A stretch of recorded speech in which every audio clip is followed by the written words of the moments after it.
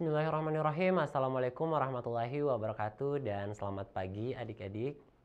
Semoga kalian semua senantiasa dalam keadaan sehat dan selalu siap untuk belajar. Nah baik, saya Katedi Sahrin akan menemani adik-adik belajar fisika khususnya untuk materi rangkaian seri RLC, Generasi Smart School berkarakter cerdas.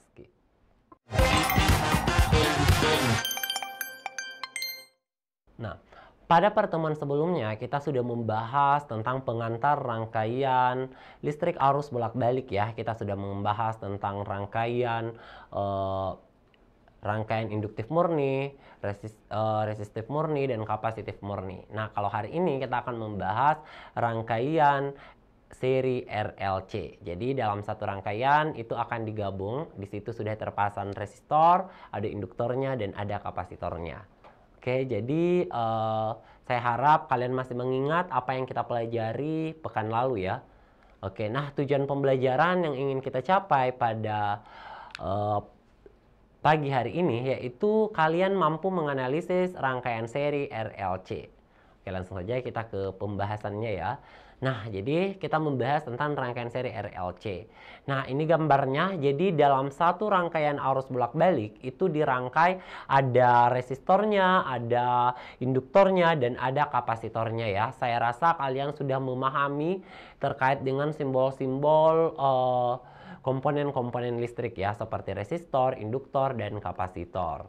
Nah, jadi untuk mencari tegangan untuk arus bolak-balik, itu tegangan totalnya untuk rangkaian seri RLC itu persamaannya adalah V sama dengan akar VR kuadrat ditambah dengan VL dikurang VC kuadrat. Oke, jadi seperti ini ya persamaannya. Bisa kalian lihat di layar ya. Nah, kemudian ini juga V-nya bisa dicari I kali Z. Oke, jadi kalau kita mau cari tegangan efektif totalnya, itu bisa I-nya dikali sama Z-nya ya. Kalau I efektif kali Z. Kemudian kalau mau cari Vmax ya I max dikali dengan Z-nya. Seperti itu ya. Nah, Kak, kok ada lagi sih itu Z? Nah, apa sih sebenarnya itu Z? Jadi Z ini memang besaran baru yang kalian temui di rangkaian RLC. Z itu adalah nama lain dari hambatan total. Jadi hambatan total pada rangkaian arus bolak-balik atau rangkaian seperti ini itu disebut impedansi ya, atau yang disimbolkan dengan Z. Nah, apa persamaan impedansi? Dia ini mirip dengan persamaan tegangan yang di atas, yaitu Z itu sama dengan R kuadrat ditambah dengan XL dikurang XC kuadrat. Nah, itu diakarkan ya. Jadi bisa XL kurang XC, bisa juga XC kurang XL ya. Jadi kan nanti kalau misalkan minus nilainya, kalau dikuadratkan nanti dapatnya juga positif. Jadi seperti itu ya. Nah, nanti kapan kira-kira XL-nya di depan atau XC-nya di depan, XL kurang XL atau XL kurang XC, ya itu tergantung lagi dari karakteristik rangkaiannya ya. Oke. Nah, sekarang untuk rangkaian yang bersifat resistif ya, kita membahas rangkaian bersifat resistif. Nah, kapan itu rangkaian bersifat resistif? Rangkaian dikatakan bersifat resistif itu untuk rangkaian seri RLC itu kalau misalkan XL-nya sama dengan XC-nya. Yang seperti yang sudah kita bahas di sebelumnya bahwa XL itu adalah reaktansi induktif dan XC itu adalah reaktansi kapasitif. Oke, jadi kalau reaktansi induktif dan reaktansi kapasitifnya ini sama, maka pada keadaan itu dikatakan sedang terjadi resonansi RLC. Ingat ya, resonansi RLC. Jadi ada istilah terjadi resonansi. Nah, apa persamaan frekuensi resonansinya? Jadi frekuensi resonansinya bisa dicari dari persamaannya ini. 1/2pi akar LC. Nah, ini diperoleh dari mana? Oke, jadi keadaan ini, keadaan inilah yang disebut dengan keadaan resonansi ya, resonansi. Oke, keadaan resonansi. Nah, XL-nya itu sama dengan XC-nya. Nah, di mana XL itu persamaannya adalah, yang sudah pernah dipelajari kemarin, omega dikali L. Oke, terus XC ini persamaannya 1/omega C. Oke, ini omeganya kasih pindah ke sana, jadi bisa ditulis omega kuadrat sama dengan 1/LC. Oke, nah atau omega bisa dituliskan 1 per, kan di sebelah pangkat 2 ya, jadi harus diakarkan ya. Jadi bisa ditulis akar 1 per akar LC. Akar 1, 1. Omega ini, kalau kalian masih ingat, omega itu bisa ditulis 2pi frekuensi.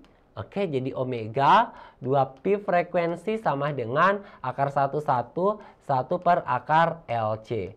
Nah, sehingga frekuensi sama dengan berapa? 1 per 2pi-nya pindah ke bawah, 2pi akar LC. Makanya ini persamaan resonansi RLC. Jadi pada saat terjadi resonansi, kalau mau dicari frekuensinya ya seperti ini.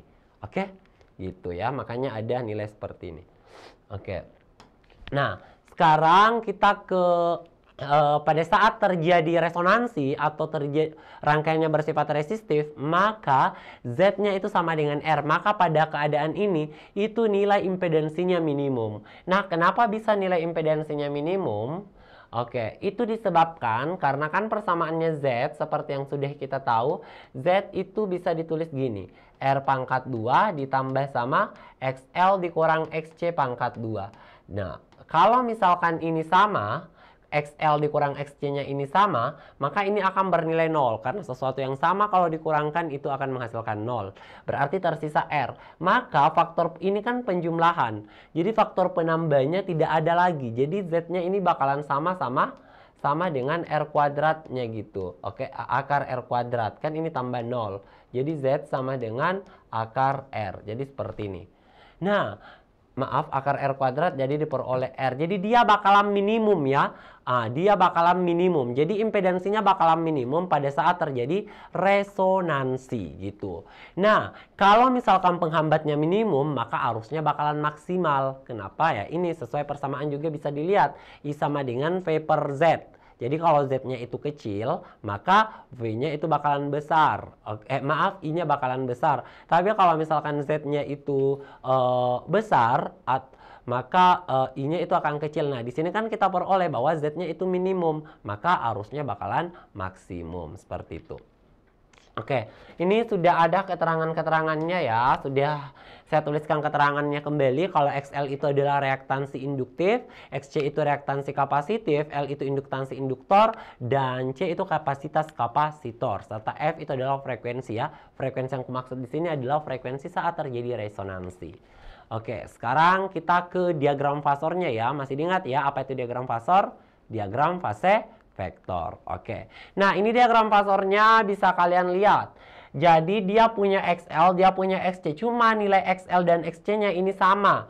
Nilai XL dan XC-nya ini seimbang. Jadi kalau kita pakai logika nalar kayak ini narik ke atas, jadi ini tarikan ke atas sama tarikan ke bawahnya sama. Jadi kalau digabung ya di sini stagnan ya sama-sama 0 karena berlawanan. Begitupun juga untuk tegangannya seperti ini.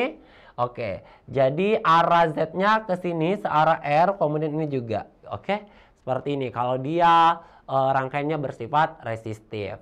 Nah, bagaimana kalau misalkan rangkaiannya bersifat induktif? Kalau rangkaiannya bersifat induktif, maka nilai dari XL-nya itu pasti lebih besar daripada nilai XC-nya.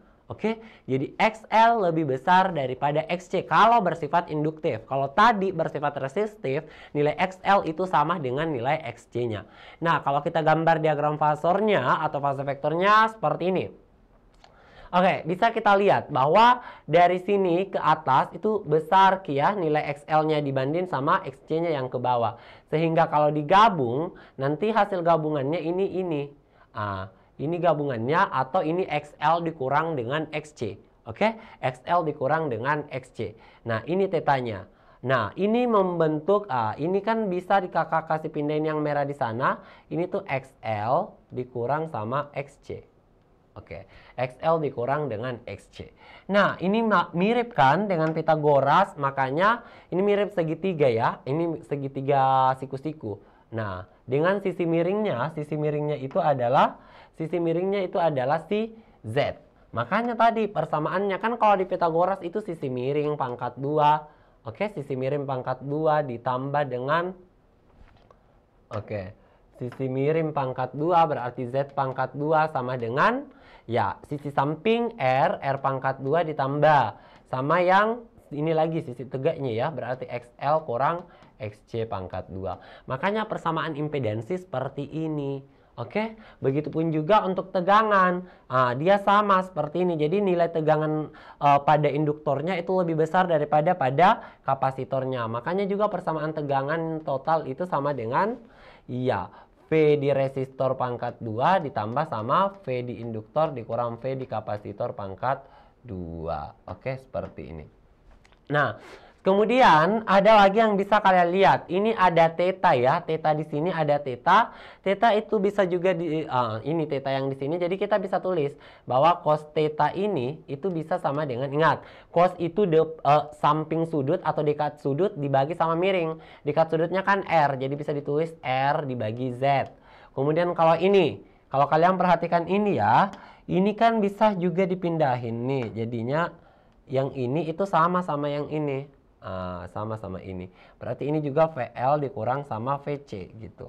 Nah, sehingga kita juga bisa tulis bahwa cos theta juga itu bisa VR dibagi sama V. Oke, jadi bisa seperti ini. Nah, itu kalau rangkaian yang bersifat induktif. Nah, kalau rangkaian bersifat kapasitif, ya gini kebalikan dari rangkaian bersifat induktif. Dia XL-nya justru lebih kecil daripada XC-nya. Nah, kalau misalkan XL-nya lebih kecil daripada XC-nya, ini berarti bahwa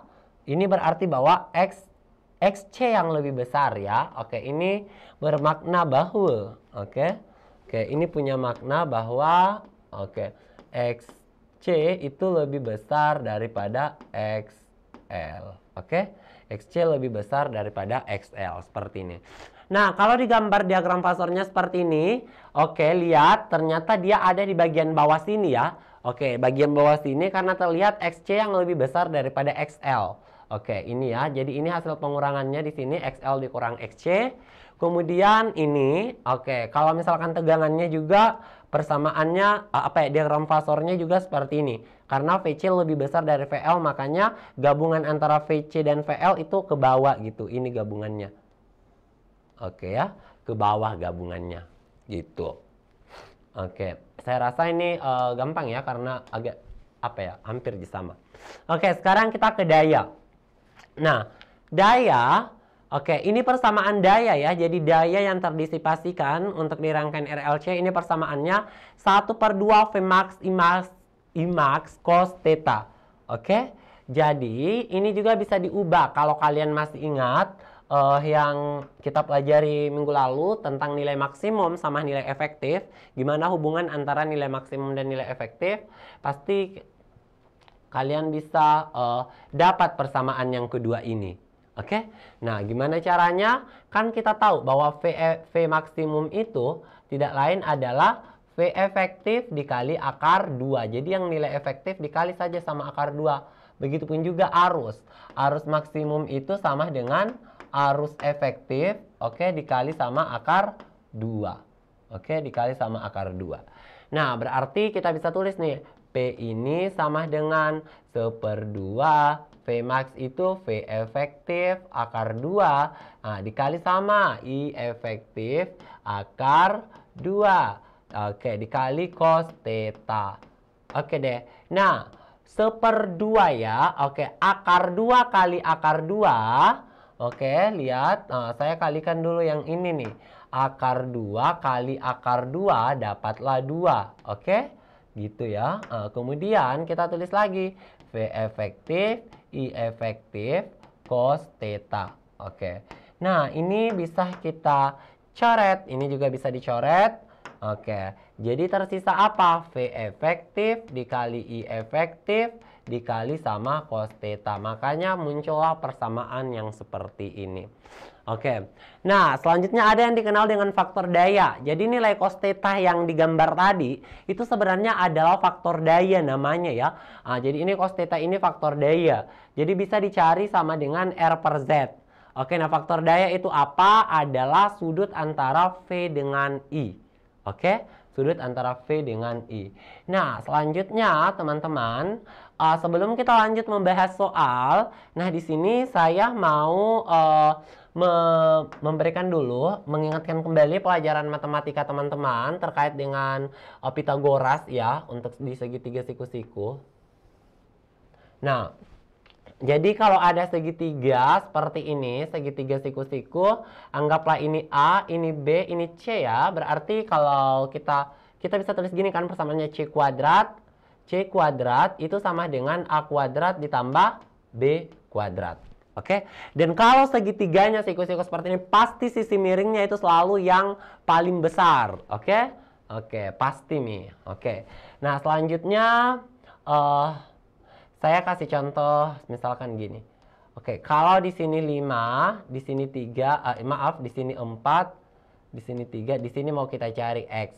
Maka untuk cari X ini jadinya X kuadrat itu kan sama dengan 3 pangkat 2 ditambah 4 pangkat 2. Maka X pangkat 2 sama dengan 9 ditambah 16. Berarti X pangkat 2 itu sama dengan 25. Berarti X sama dengan akar 25. Diperolehlah X sama dengan 5. Jadi jawabannya di sini 5. Nah, teman-teman, saya mau kasih tahu ke kalian ada beberapa sisi-sisi istimewa ya untuk yang segitiga ini. Jadi ini perlu kalian ingat. Kenapa? Karena ini bakalan memudahkan kalian dalam mengerjakan soal-soal terkait dengan rangkaian arus bolak-balik ya, sangat membantu. Nah, jadi yang pertama itu ada ini ya. Jadi 3, 4 pasti berpasangan sama 5. Lihat, makanya kalau di sini 3, sini ini 3, ini 4 pasti sisi miringnya 5. Kemudian selanjutnya ada 5, 12, 13, sebenarnya masih ada yang lain ya, sama 7, 24 dan 25. Cuma inilah nilai-nilai yang paling sering muncul ya di soal-soal. Jadi saya tuliskan yang ini saja dulu ya. Oke, dan ini berlaku untuk kelipatannya. Maksudnya gimana kalau berlaku untuk kelipatannya?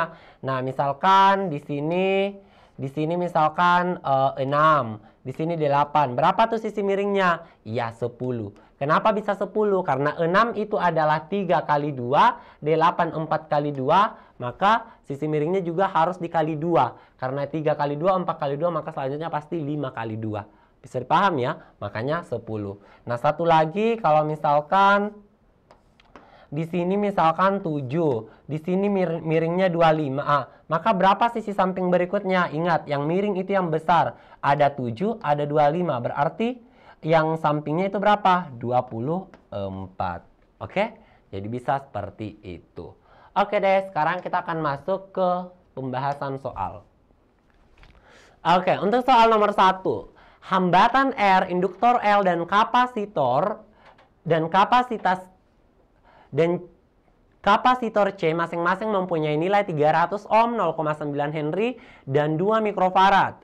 Jika ketiga komponen listrik tersebut dihubungkan seri dan diberi tegangan efektif AC sebesar 50 volt, sedangkan frekuensi sudutnya adalah 100 radian per second, maka manakah pernyataan berikut yang benar? Jadi di sini disajikan 4 pernyataan, kemudian kita disuruh tentukan kira-kira pernyataan mana yang benar. Oke, kita tuliskan dulu deh informasi-informasi yang diketahui berdasarkan soal ya. Oke. Nah, yang pertama dia bilang bahwa resistornya ini punya nilai 300 ohm. Jadi kita tulis R-nya ini sama dengan 300 ohm. Terus 0,5 Henry itu adalah induktansi induktornya, L-nya 0,9 Henry. Kemudian untuk yang berikutnya C-nya itu adalah 2 mikrofarad. Ini kalau diubah ke farad dapatnya 2 kali 10 pangkat minus 6 farad. Kemudian ketiga komponen listrik tersebut dihubungkan seri dengan tegangan efektif. Berarti V efektifnya sebesar 50 volt. Ini juga bisa disebut sebagai V total ya. Oke, jadi ini bisa disebut V total. Nah, selanjutnya kita tahu juga omeganya itu adalah 1000 ya. 1000 radian per second. Nah, yang ditanya ada banyak sekali pertanyaannya ya. Jadi ada yang ditanyakan impedansi, ada arus efektif, ada tegangan pada induktor, dan ada tegangan pada kapasitor. Oke, saya bagi dua dulu papannya supaya bisa lebih gampang. Oke. Nah, sekarang kita kerja yang bagian pertama ya. Bagian pertama itu terkait dengan impedansi ya. Oke.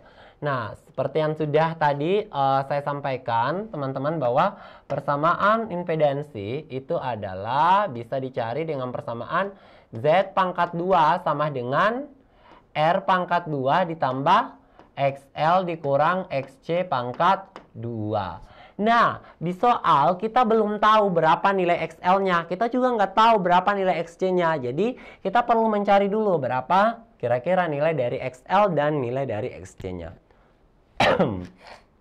Oke, nah sekarang kita cari dulu berapa nilai XL-nya. Nah, untuk mencari nilai XL, seperti yang sudah kakak jelaskan di pertemuan sebelumnya, bahwa XL itu bisa dicari dengan persamaan omega dikali L. Nah, dari soal kita tahu omeganya itu adalah 1000. Oke, 1000 dan L-nya adalah 0,9. Nah, ini kalau dikali kita akan peroleh 900 ohm. Oke? Oke ya, 900. Nah, selanjutnya kita cari lagi berapa nilai dari XC-nya. Oke, persamaan mencari XC itu adalah 1 per omega C. Berarti bisa ditulis 1 per omega itu 1000. Oke, ini 1000 bisa kakak tulis 10 pangkat 3. Jadi 10 pangkat 3 dikali 2 kali 10 pangkat minus 6. Oke deh. Nah, 10 pangkat minus 6 bisa lari naik ke atas. Jadi 10 pangkat 6 dibagi 10 pangkat 3 dibagi 2. Oke, ini ada 1/2. 1/2 itu berapa? 0,5. 10 pangkat 6 dibagi 10 pangkat 3 dapat berapa? 10 pangkat 3. Oke, 0,5 dikali 10 pangkat 3 atau dikali 1000 berapa? Iya, 500 ohm. Oke. Jadi kita sudah peroleh 500 ohm. Sekarang saatnya kita substitusikan nilai yang kita peroleh ke persamaan yang hijau ini. Maka kita peroleh Z pangkat 2 sama dengan R pangkat 2. R-nya itu adalah 300 tuh. 300 pangkat 2 ditambah XL-nya ini. XL itu sama dengan 900. 900 dikurang XC 500. Oke, pangkat 2. Berarti Z pangkat 2 itu sama dengan berapa? 300 pangkat 2 ditambah dengan 400 pangkat 2. Wih, ini Kak bisa diselesaikan dengan dari yang tadi. Yang segitiga ya. 3, 4, pasangannya 5. Oke, 3, 4, 5. Oke, nah perhatikan 300 itu kan 3 kali 100, 400 itu 4 kali 100. Oh, berarti Z-nya itu adalah 5 kali 100. Iya, cocok sekali, 500 ohm. Oke, jadi pernyataan 1 benar ya, bahwa impedansinya itu adalah 500 ohm. Sekarang kita ke pernyataan yang kedua. Pernyataan kedua adalah arus efektif pada rangkaian adalah 0,1 ampere. Oke, nah seperti yang sudah tadi saya katakan bahwa V efektif itu bisa I efektif dikali sama Z ya. Maka ini kalau kita hendak mencari I efektif, maka bisa dicari dari V efektif dibagi Z ya. V efektifnya berapa? V efektifnya 100. Terus Z-nya 5, maaf, V efektifnya 50 ya.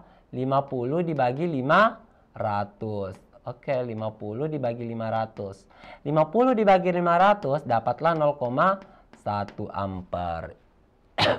Jadi ini juga benar ya pernyataan 2. Nah, selanjutnya yang ditanya adalah tegangan pada induktornya. Oke, kita ketiga, tegangan pada induktor, VL.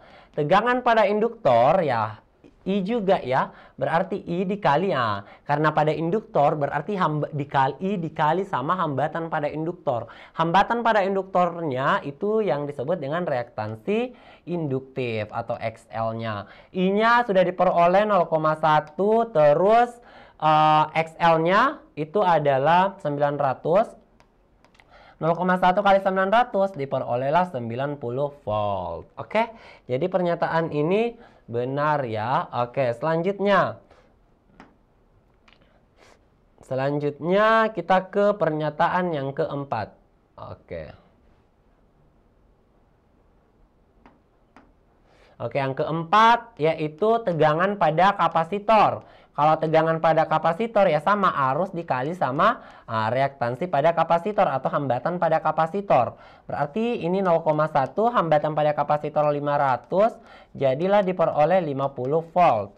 Jadi Ini juga benar. Berarti pernyataan yang benar itu adalah pernyataan 1, 2, dan 3. Oke, aman ya?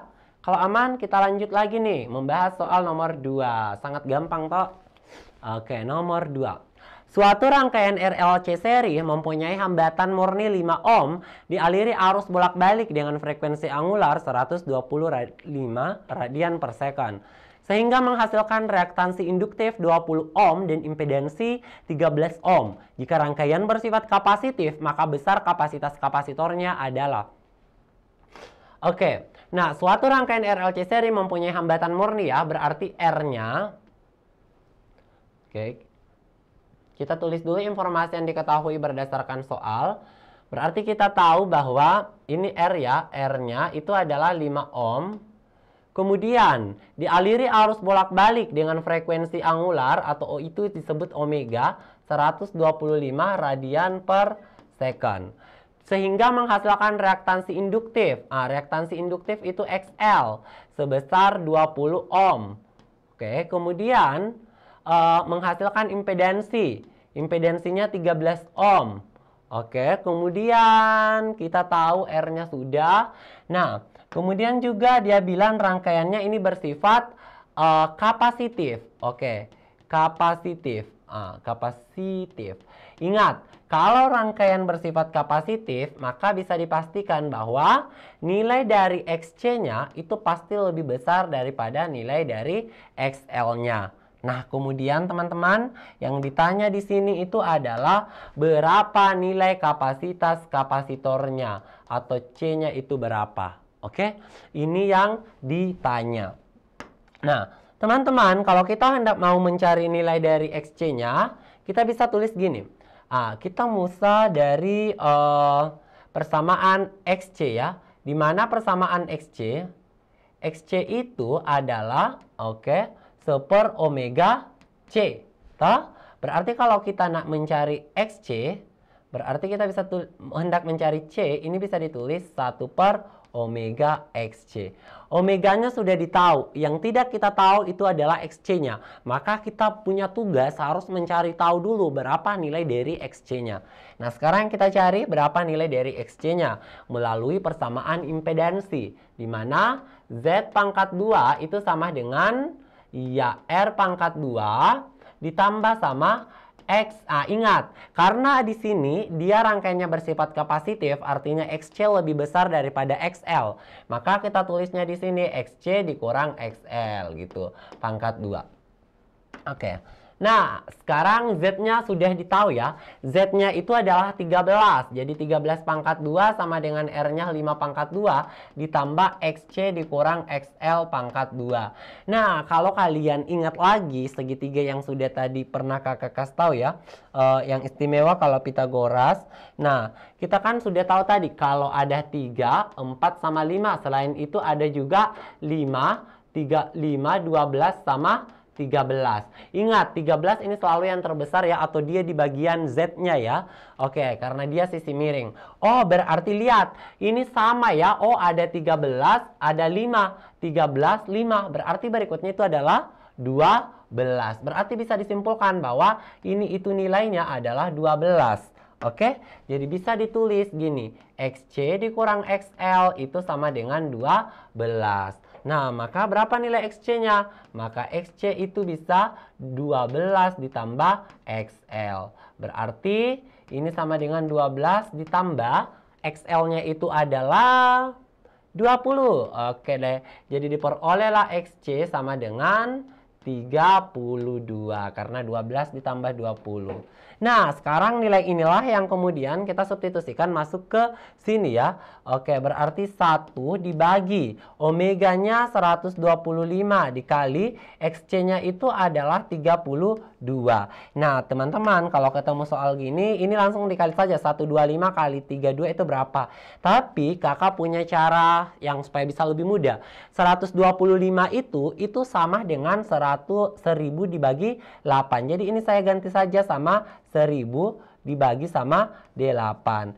Nah, selanjutnya ini 32 bisa saya coret dengan 8. Jadinya ini jadi jadi 4. Kemudian 1 dibagi 4 berapa? 0,2 1000 ini kan 10 pangkat 3. Kalau naik jadinya 10 pangkat minus 3 farad. Nah, ini kalau diubah ke dalam milifarad, turun 3 tangga dari farad ke milifarad, berarti 10 pangkat minus 3-nya tidak lagi ya. Berarti jadinya 0,25 milifarad. Kalau mau lagi dikasih jadi mikrofarad, kasih turun lagi 3, berarti 0,25 kali 10 pangkat 3 mikrofarad. 10 pangkat 3 itu kan 1000 ya. Jadi kalau 0,25 dikali 1000, kita bakal memperoleh 250. Jadi diperolehlah 250 mikrofarad. Jadi jawaban yang tepat adalah opsi yang E ya, 250 mikrofarad. Oke, sekarang kita bakalan lanjut ke soal berikutnya. Soal nomor 3. Sebuah rangkaian listrik tampak seperti pada gambar. Apabila arus maksimum adalah 10 ampere dan omega 500 radian per second, maka impedansinya sebesar berapa ohm? Oke, jadi berdasarkan informasi di soal, kita ketahui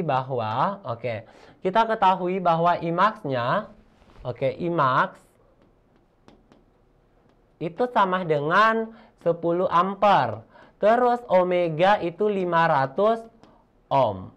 500 radian per second. Kemudian kita tahu juga L-nya itu 0, ini dilihat dari sini ya. L-nya ini dilihat dari sini. Ini L, L-nya ini adalah 0,5 Henry. Kemudian R-nya adalah 1000 ohm. Kemudian juga C-nya ini adalah 2 mikrofarad atau ini sama dengan 2 kali 10 pangkat minus 6 farad.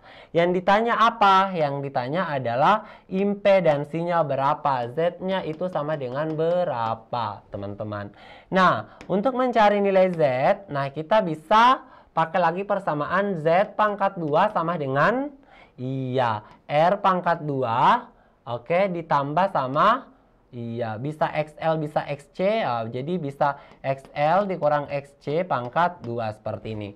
Nah, tugas kita karena XL dan XC-nya belum kita tahu, maka kita cari tahu dulu berapa kira-kira nilai XL dan nilai XC-nya.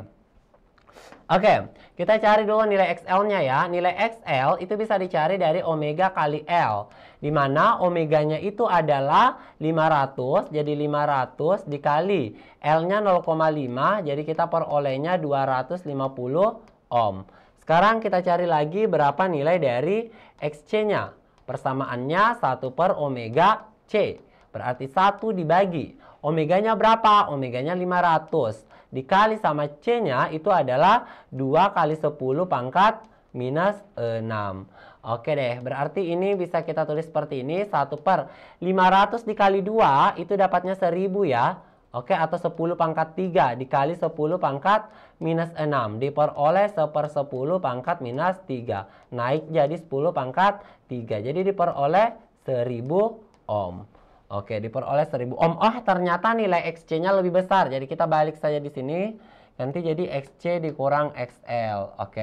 Nah, sekarang Z ya. Kita tulis ya. Z pangkat 2 sama dengan R pangkat 2.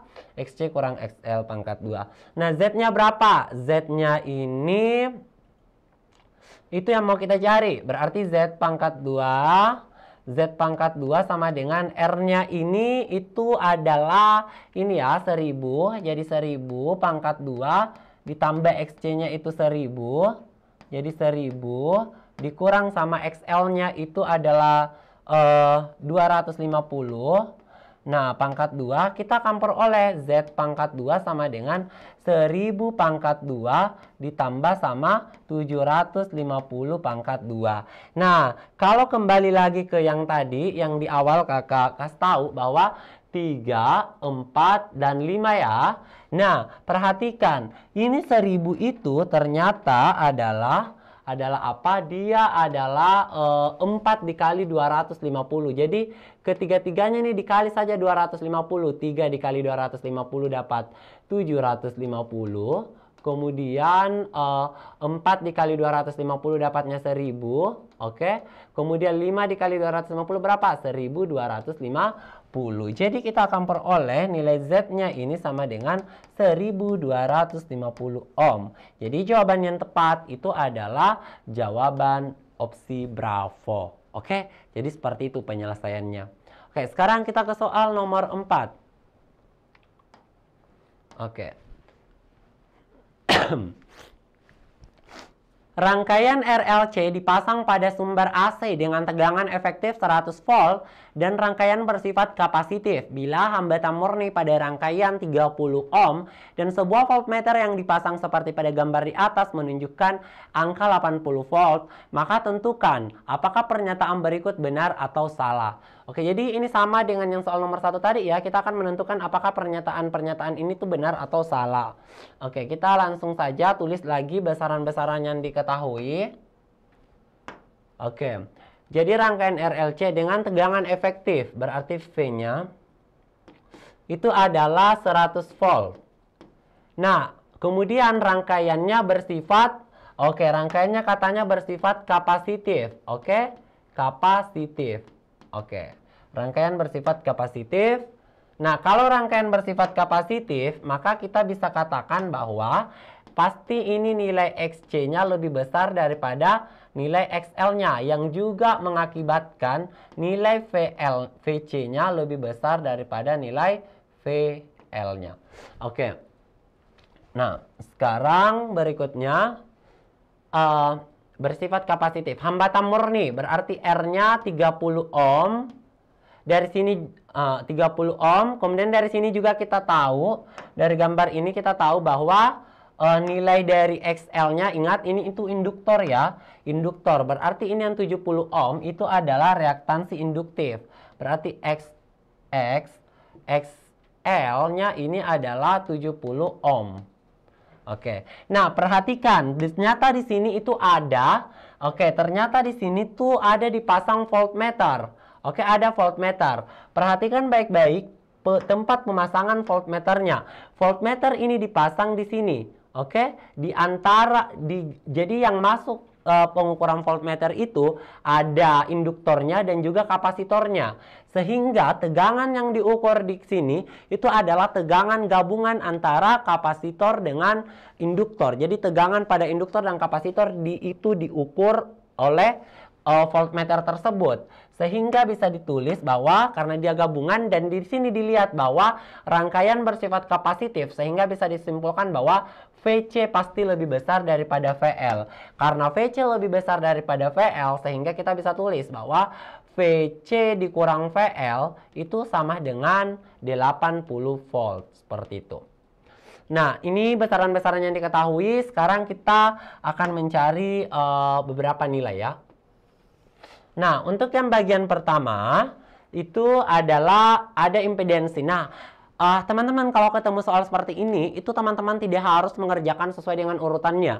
Jadi bisa saja teman-teman kerja dari yang 4 dulu mau buktikan, atau 3, atau 2, atau 1. Jadi tergantung mana yang duluan bisa teman-teman dapat. Nah, di sini kakak akan kerja dulu mulai dari pernyataan yang ketiga, yaitu arus yang mengalir pada rangkaian adalah 2 ampere.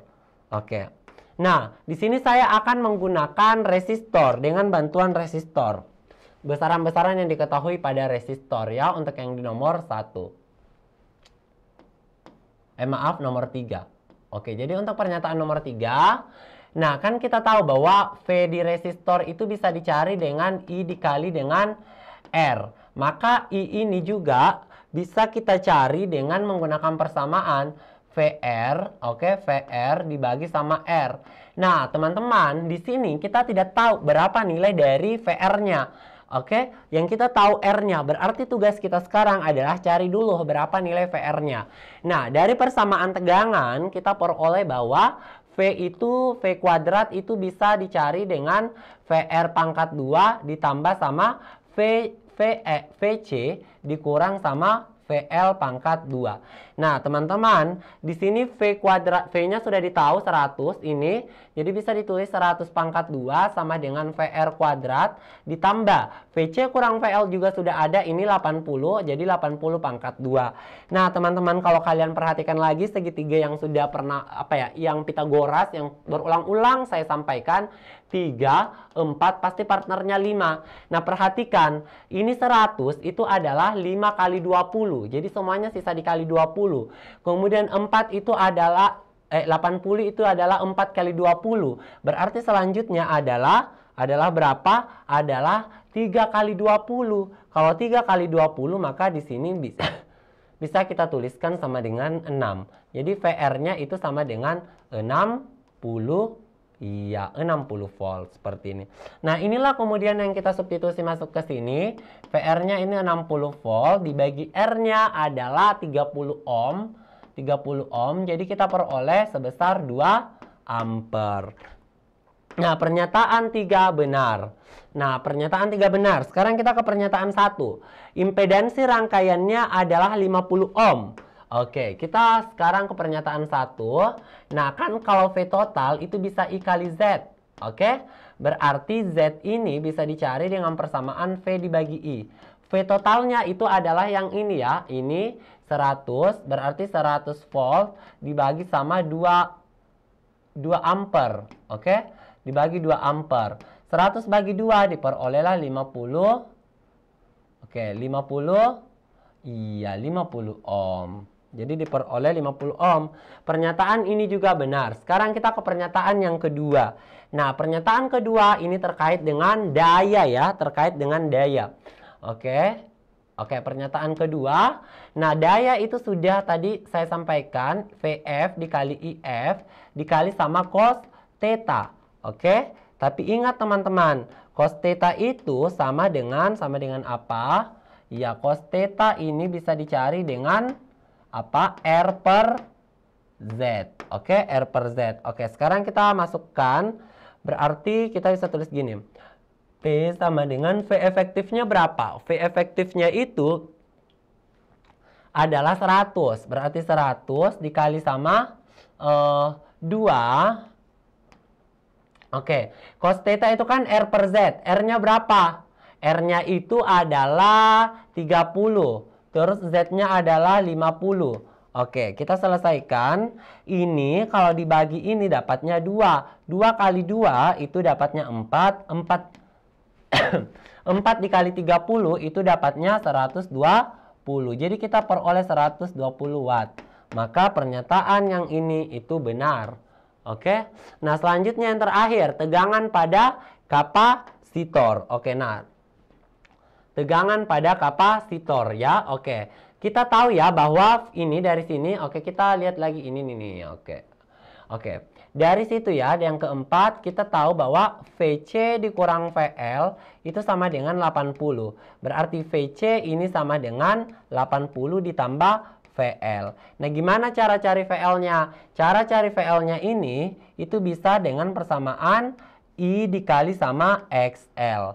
Jadi bisa 80 ditambah sama I kali XL. I kali XL. Nah, berarti 80 I-nya itu berapa? I-nya itu adalah 2. Kemudian XL-nya berapa? XL-nya ini adalah, mana ini XL? XL-nya ini adalah yang ini ya, 70. 70. Berarti kita bisa, oke, berarti bisa 80 ditambah 140. Berapa itu 80 tambah 140? 220. 220 ya. Jadi jawabannya 220 volt. Berarti pernyataan ini itu salah ya. Oke, pernyataan ini salah. Oke. Jadi yang benar itu adalah pernyataan 1, 2 dan 3. Untuk pernyataan 4 itu salah ya. Oke. Oke ya teman-teman, jadi pembahasan kita pada pagi hari ini cukup sampai di sini. Semoga apa yang saya sampaikan bisa bermanfaat buat adik-adik. Wabillahi taufiq wal hidayah. Wassalamualaikum warahmatullahi wabarakatuh.